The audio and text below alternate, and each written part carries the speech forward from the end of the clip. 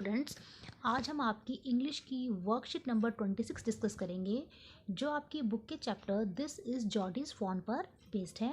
Last जो आपकी worksheet थी वो भी इसी चैप्टर पर बेस्ड थी। आपको कुछ सेंटेंसेस दे रखे हैं, put the sentences in the correct order in the blanks below. आपको कुछ ब्लैंक्स दे रखे हैं और आपको सेंटेंसेस को सही ऑर्डर में लिखना है।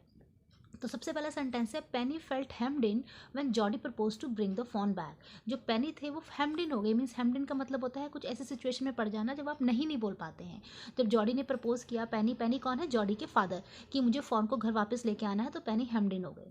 सेकंड है Millwheel offer to give a ride to the Jody to find the fawn. Millwheel ने ऑफर करा कि मैं जॉडी को घोड़े पर बिठा कर ले जाऊंगा और हम फोन को ढूंढ लेंगे। थर्ड है fawn's mother was killed. Fawn की मदर को मार दिया गया, वो मर गई। Jody sent will Millwheel back. जो जॉडी था उसने मिलविल को वापस भेज दिया। और लास्ट है Jodie's mother was stunned at what Jordi had said. Jordi जो बोल रहा था ये सुनकर जो जॉडी की मदर थी वो स्टन्ड हो गई। तो सबसे पहले क्या आना चाहिए हमारा? सबसे पहले है फॉन्स मदर वॉज किल्ड। जो हमारा थर्ड वाला है वो सबसे पहले आएगा, थर्ड वाला सेंटेंस। उसके बाद फर्स्ट वाला पेनी फेल्ट हेम्ड इन। पेनी फेल्ट हेम्ड इन, जब पेनी, उसके बाद जो जॉडी था उसने पेनी अपने फादर से पूछा कि मुझे उसको ढूंढने जाना है फ़ोन को, तो वो हेम्ड इन हो गए, वो उसे मना नहीं कर पाए।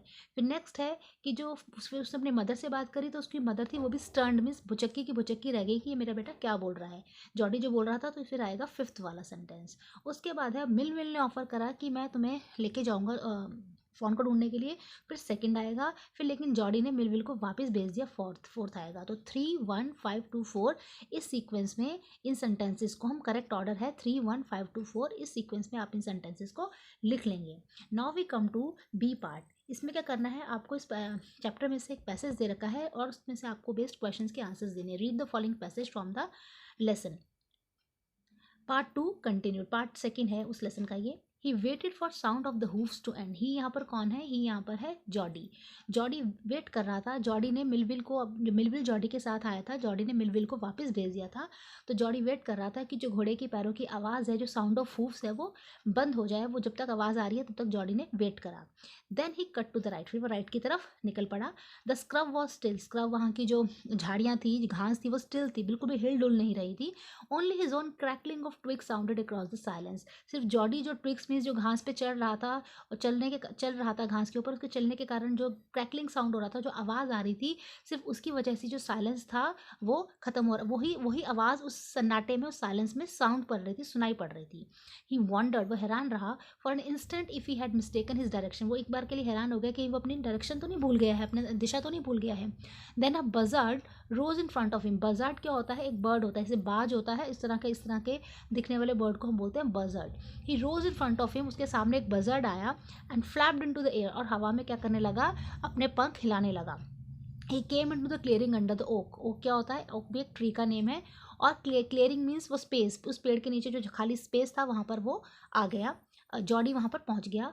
Buzzard set in a circle around the carcass of the doe. वहाँ पर जो डो थी, जो उस फॉन की मदर थी, जो हिरनी थी, उसका जो डेड बॉडी थी, कारकास थी, वो पड़ी हुई थी। और जो बजर्ड्स थे, जो पक्षी थे, वो उसके सर्कल मीन्स चारों तरफ उसके गोल गोल घूम रहे थे।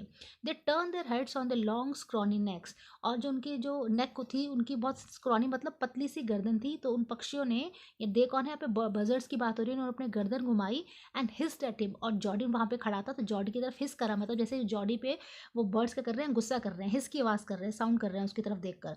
ही through his bow at them. तो जॉडी के हाथ में एक टहनी थी। बॉव मीन्स एक टहनी को बोलते हैं। उसने उस टहनी को बजर्ड पे फेंक दिया and they flew into an adjacent tree.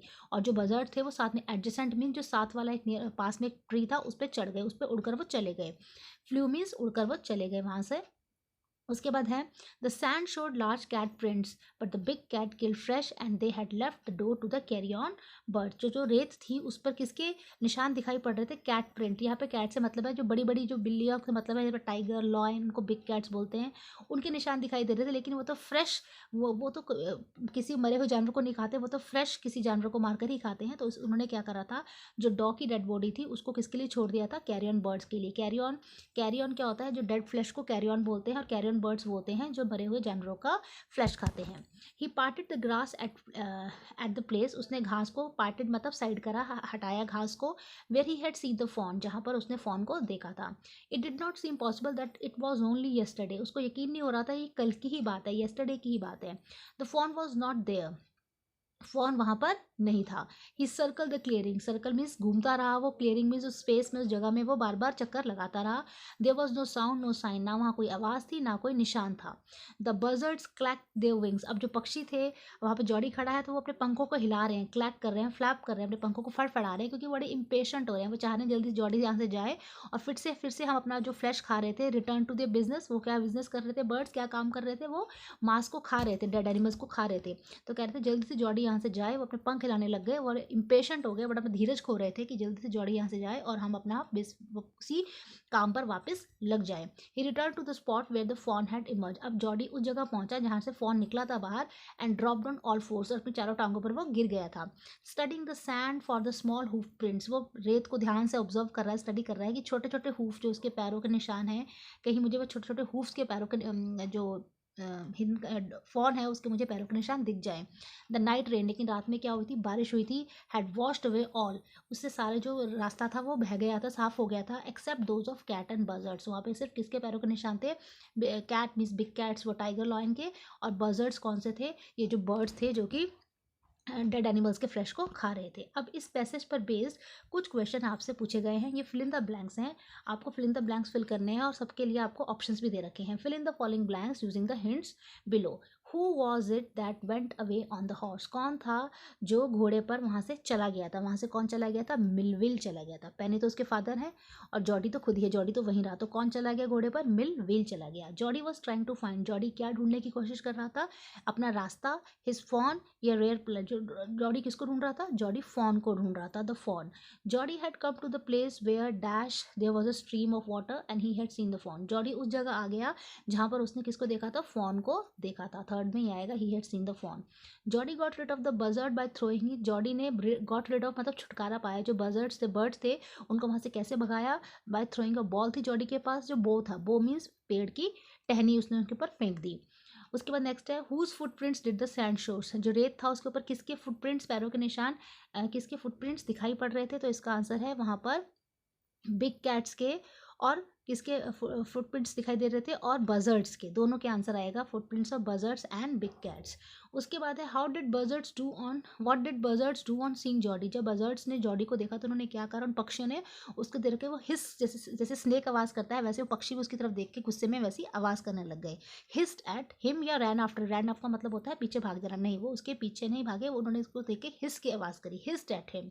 Next है why did the buzzards clack their wings, उन्होंने अपने पंखों को क्यों क्लैक करा, पंखों को क्यों फड़फड़ाया, क्या वो जॉडी को डायरेक्शंस दे रहे थे या अपने बिजनेस पर, उसने उसी जो फ्लैश को खा रहे थे उसी काम पर वो वापस आना चाहते थे, तो इसका आंसर है to return to their business. जो 7th वाला है इसका आंसर क्या आएगा, to return to their business. उसके बाद आपको 8th क्वेश्चन में वर्ड ढूंढने हैं इस एक्सट्रैक्ट में से जिनका मीनिंग है, जो पहले वाला वर्ड है वो है आपका नियर बाय, तो यहाँ पे जो नियर बाय वर्ड है वो कहाँ पर आया है, नियर बाय का यहाँ पे जो वर्ड इस पैसेज में से हम वर्ड ढूंढ सकते हैं नियर बाय का, वो हमें मिलता है एडजेसेंट।